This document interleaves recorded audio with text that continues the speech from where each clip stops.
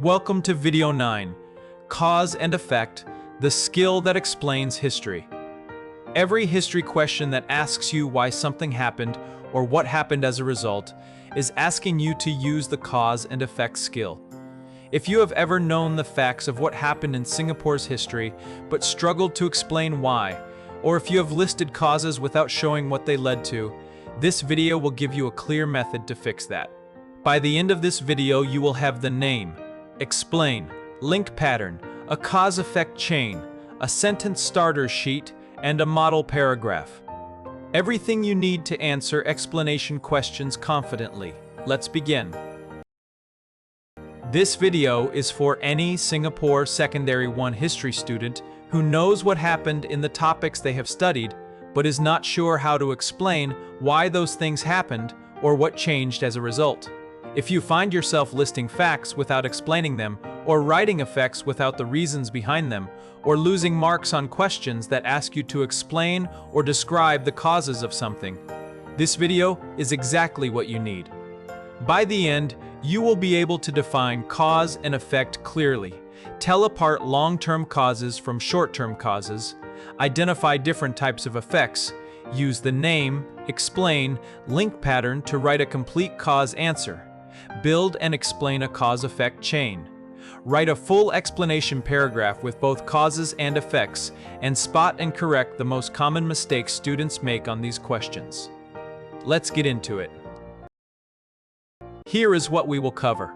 What cause and effect mean at 1:30, long-term versus short-term causes at 3:30, types of effects at 5:30, how to explain a cause at 7, the cause-effect chain at 9, Singapore examples table at 11, sentence starters and the model paragraph at 12:30, common mistakes at 14, and the recap at 14:30. Use these timestamps to revisit any section before a test or exam. Now let's begin. Let's start with the two core concepts. A cause is the reason something happened. It is the why.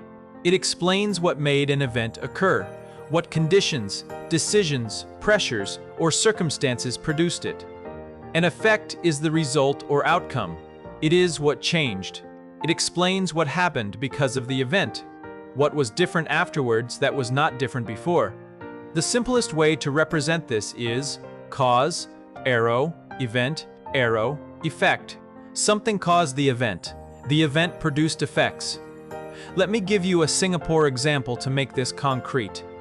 The cause: Britain needed a new trading post because Dutch control was blocking British trade in Southeast Asia. The event: Raffles chose Singapore in 1809 and negotiated the Treaty of 1809. The effect: Singapore became a British trading post and grew rapidly as a free port with merchants and migrants arriving from across the region. Cause, event, effect. Three things, always connected. History is the study of why things happened and what changed as a result. Cause and effect is how you express that in writing. Not all causes are equal. History distinguishes between two important types. A long-term cause is a background condition, something that built up and developed over time before the event actually happened. It did not directly trigger the event, but it created the conditions that made the event likely. A Singapore example: Britain's need for a port in Southeast Asia was a long-term cause. That need existed since the late 700s. It grew as British trade expanded and as Dutch control became more of a problem. By the time Raffles arrived in 1809, Britain had been looking for a solution for decades. The long-term cause created pressure. A short-term cause is the specific, immediate trigger that actually caused the event to happen, the moment when the pressure produced action. In the same Singapore example, the short-term cause is Raffles arriving at Singapore in 1809, identifying it as the ideal location, and immediately negotiating the treaty with Temenggung, Abdul Rahman, and Sultan Hussein Shah. That specific decision in that specific month was what caused the founding. Two questions help you tell them apart. For long-term causes, ask, why was this event likely to happen eventually? For short-term causes, Ask, what actually triggered it right now? Just as causes come in different types, effects do too. Knowing the different types of effects helps you give richer, more complete answers. An immediate effect is what changed right away, the direct, rapid consequence of the event. After the Treaty of 1819, British traders arrived in Singapore almost immediately. That is an immediate effect. A social effect is how the event changed people's lives, communities, or daily experiences. The growth of Singapore as a free port brought thousands of Chinese, Indian, and Malay migrants to the island. Their arrival changed the social makeup of Singapore permanently. That is a social effect. An economic effect is how the event changed trade, wealth, or business activity. The free port policy, with its low taxes and low barriers to trade, made Singapore economically attractive and caused trade to grow rapidly. That is an economic effect. A political effect is how the event changed power, governance, or laws. Singapore becoming a crown colony in 1867 changed how Singapore was governed. It was now under direct rule from Britain. That is a political effect. And a long-term effect is one that developed and grew over months or years after the event. The opening of the Suez Canal in 1869 made Singapore's position on the sea route between Europe and Asia even more strategically important, but this effect built up over time as shipping volumes increased. That is a long-term effect. Now let's learn the method for actually writing a cause answer clearly. The pattern is 3 steps. Name the cause, explain the cause, link to the event or outcome. Step 1 is to name the cause. State it directly and clearly. One reason the British chose Singapore was its strategic location. That is the name. Step 2 is to explain the cause. Give the specific detail that makes the cause real and meaningful. Singapore lay at the southern tip of the Malay Peninsula, close to the Strait of Malacca, the major sea route connecting the Indian Ocean and the South China Sea. That is the explanation. It tells you what strategic location actually meant in practice. Step 3 is to link the cause to the event or question. Show how the cause connected to the outcome. This meant that a port at Singapore would be positioned to intercept and support trade across the entire region, exactly what Britain needed. That is the link. 3 steps: named, explained, and linked. A cause answer that has all 3 earns marks. A cause answer that only names the cause. One reason was strategic location. Earns very few marks because naming alone is not explaining. Let me show you the name, explain, link pattern applied to 3 real Singapore causes. First, strategic location. Name. The British chose Singapore because of its strategic location. Explain. Singapore lay close to the Strait of Malacca, between the Indian Ocean and the South China Sea, putting it at the intersection of 2 of the most important sea routes in Asia. Link. This gave Britain the ability to control and tax trade passing through one of the busiest maritime corridors in the world. Second, the natural harbor. Name. Singapore had a natural harbor that could shelter ships safely. Explain. The deep sheltered waters on the southern side of the island were ideal for anchoring large trading vessels, especially compared to many other ports in the region. Link. This made Singapore a practical and safe place for ships to stop, load, and unload goods, which is exactly what a trading post requires. Third, Dutch control. Name. Dutch control of the region threatened British trade. Explain. The Dutch controlled Malacca and most of the key ports in the Dutch East Indies, which meant British merchants had to operate under Dutch rules, Dutch taxes, and Dutch restrictions. Link. Britain needed a port of its own, outside Dutch control, to maintain its commercial network in Southeast Asia and trade with China. 3 causes. All 3 fully named, explained, and linked. Now it is your turn. Pause the video and use the name, explain, link pattern to explain one of 2 causes. Option A. The British made Singapore a free port. Explain why this was a cause of Singapore's growth after 1819. What did the free port policy actually mean, and how did it lead to growth? Option B, the Suez Canal opened in 1869. Explain why this was a cause of Singapore's growing importance as a global port. What did the canal do, and how did it specifically benefit Singapore? Make sure your answer has all three steps. Name the cause, explain the detail behind it, and link it to the outcome or event. Write your answer down before you unpause. The act of writing forces you to be specific in a way that just thinking does not. Here are the model answers. For option A, the free port. Name: the British made Singapore a free port. Explain: this meant that merchants could trade in Singapore without paying high taxes on most goods, and without facing many restrictions on what they could buy or sell or who they could trade with.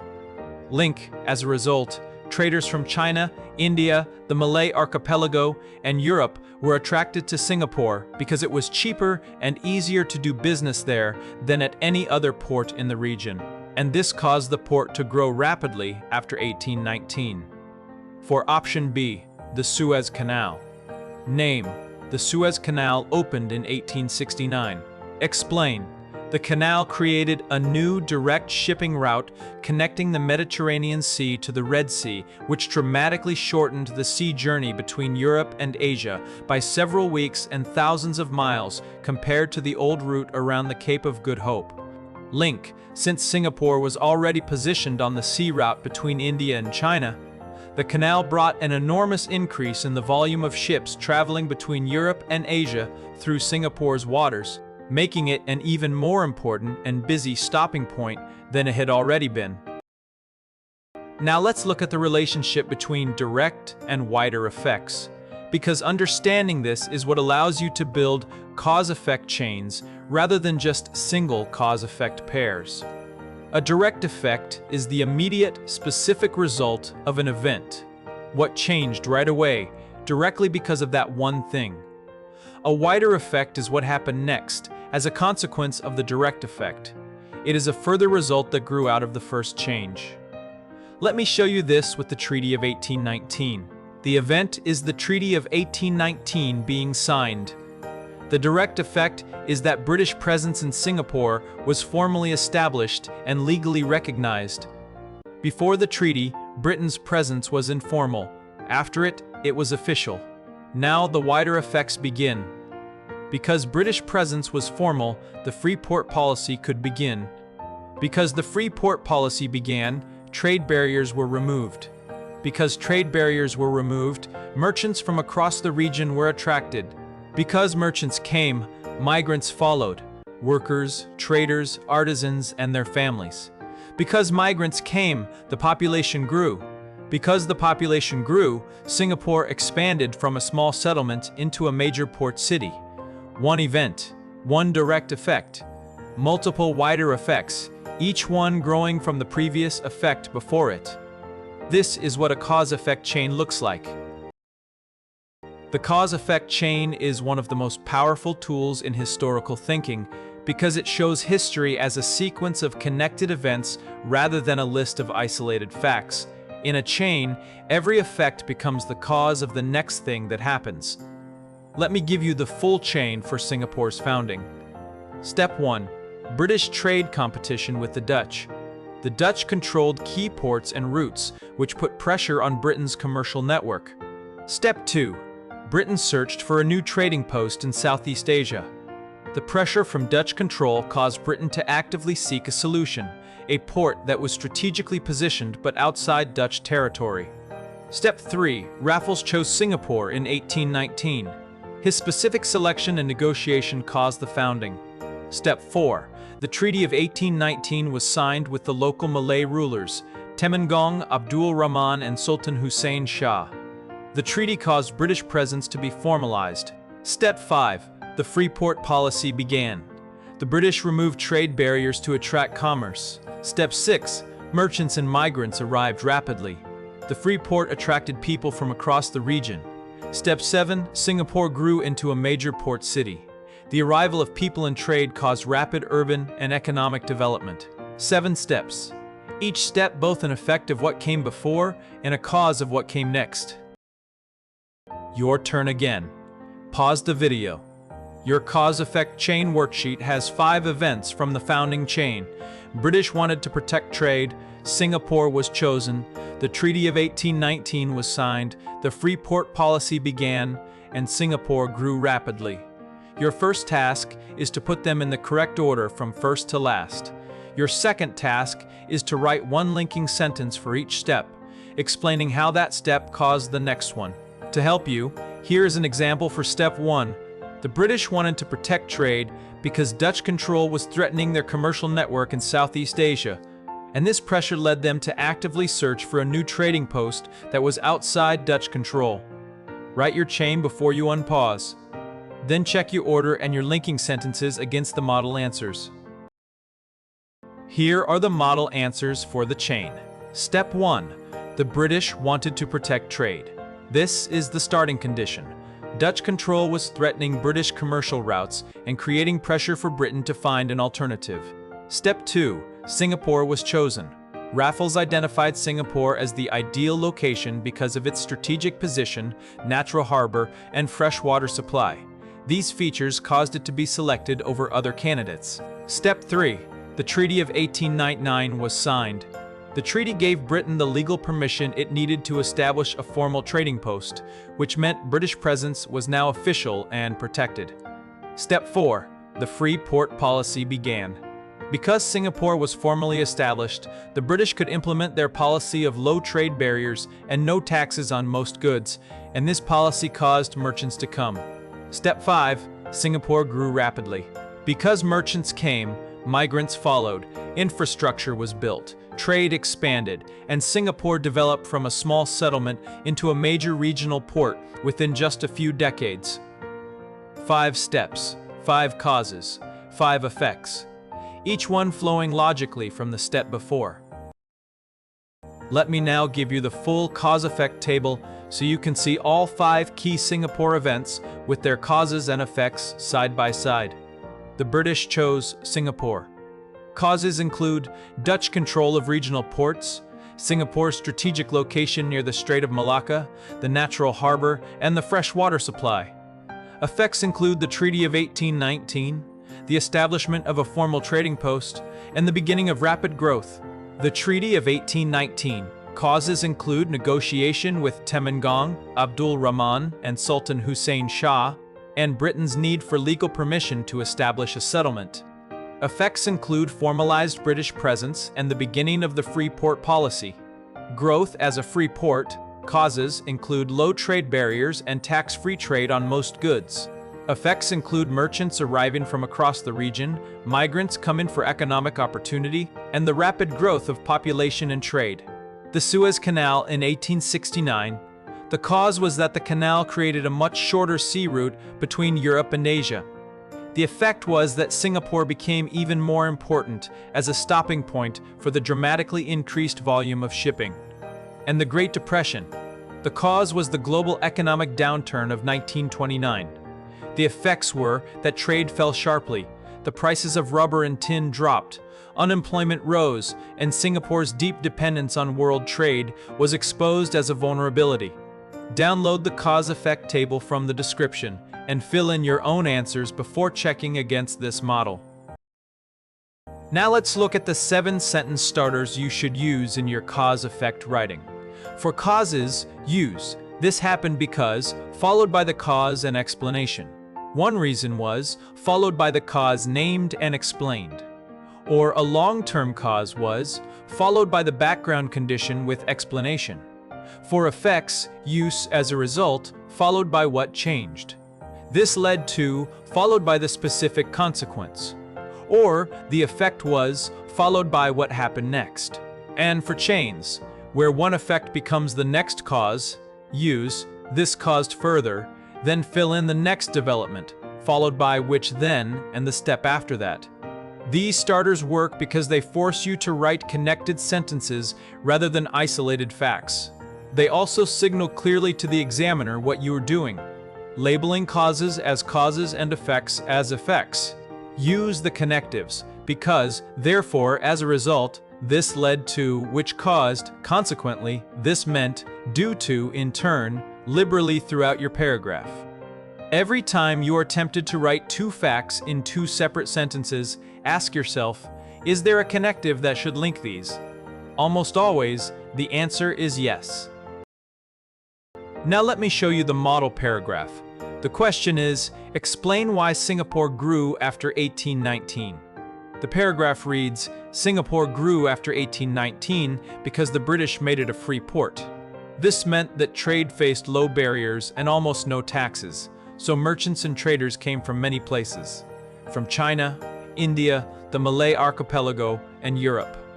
The Treaty of 1809 also gave the British legal permission to set up a trading post, which made the settlement more secure and stable for long-term investment. As a result, more traders and workers arrived over time, the port expanded, new infrastructure was built, and Singapore grew into one of the most important ports in Southeast Asia. 4 sentences. The first sentence names the cause and uses because to link it directly to the growth.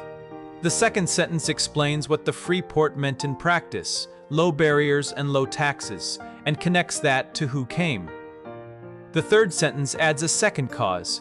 The treaty provided legal security. And the fourth sentence shows the effect, what changed as a result of both causes. This is a complete, well-structured explanation paragraph. Let me break down exactly why this paragraph works, sentence by sentence. Sentence 1. Singapore grew after 1819 because the British made it a free port. The word because is doing critical work here. It is not just stating that growth happened and that there was a free port, it is connecting the two things causally. Because signals to the examiner I am explaining why, not just what. Sentence 2.